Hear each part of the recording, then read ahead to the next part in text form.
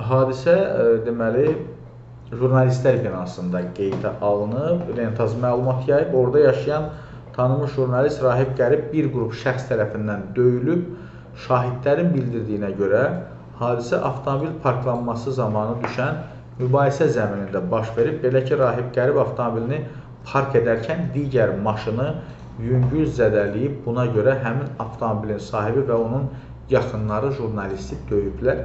Faktla bağlı Səbail rayon polis idarəsində araşdırma aparılır və Rahib Qərib bildirib ki, aldığı xəsarətlər səbəbilə klinik tibbi mərkəzdə müalicə alıb. Gecə saatları TikTokda hərbi geyimdə canlı yayımda idim. Avtomobilimdə olan emblemi izləyicilərimə göstərmək üçün həyətə düşdüm.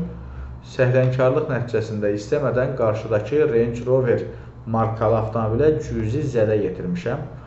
Bunun üstündə maşının sahibi və qohumu mənimlə dalaşdı.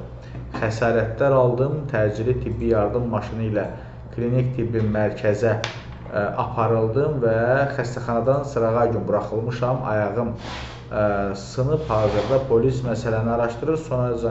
Sona qədər gedəcəm ki, cəzalandırılsınlar. Bax, belə bir məsələ var.